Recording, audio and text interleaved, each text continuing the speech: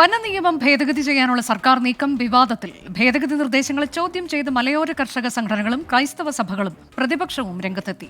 വനംവകുപ്പിന്റേത് ഉത്തര കൊറിയൻ രീതിയിലുള്ള കിരാത നിയമമാണെന്ന് Thalassery archbishop Mar Joseph Pamplany വിമർശിച്ചു.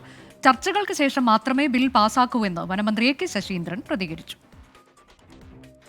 1961 വനനിയമം ഭേദഗതി ചെയ്യാനുള്ള സർക്കാരിന്റെ നീക്കമാണ് പ്രതിഷേധത്തിന് കാരണമായിരിക്കുന്നത്. പിഴത്തുക കൂട്ടുകയും വനത്തിൽ പ്രവേശിക്കുന്ന നിയന്ത്രണം ഏർപ്പെടുത്തുകയും ചെയ്യുന്ന കരട് ബില്ലിലെ വ്യവസ്ഥകളാണ് കർഷകരുടെയും ക്രൈസ്തവ സഭകളുടെയും വിമർശനത്തിന് ഇടയാക്കിയിരിക്കുന്നത്. ഇതിലെ നിയമങ്ങൾ എന്ന് പറയുന്നത് ഒരു ഉത്തര കൊറിയ പോലെയുള്ള രാജ്യത്ത് നടപ്പിലാക്കേണ്ട നിയമങ്ങളാണ് ഇതിൽ വനപാലകരായ ഉദ്യോഗസ്ഥർ എഴുതി ചേർത്തിരിക്കുന്നത്.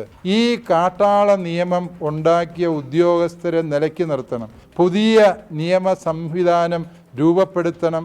അതിനുള്ള സത്വര നടപടികൾ ഉണ്ടാകണം. നിയമ ഭേദഗതിക്കെതിരെ പ്രതിപക്ഷ എംഎൽഎമാരും രംഗത്ത് വന്നു.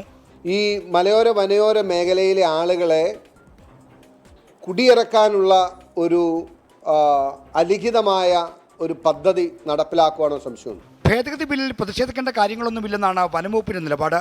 ഇത് കരട് വിജ്ഞാപനമാണ്. സബ്ജക്ട് കമ്മിറ്റി നിർദ്ദേശിക്കുന്ന ഭേദഗതികളോടുകൂടിയാണ് ബില്ല് സഭയിൽ അവതരിപ്പിക്കുക. മന്ത്രിസഭ അംഗീകരിച്ച കരട് ബില്ല് നിയമസഭയുടെ അടുത്ത സമ്മേളനത്തിൽ വെച്ച് പാസാക്കാനാണ് വനംവകുപ്പിന്റെ നീക്കം.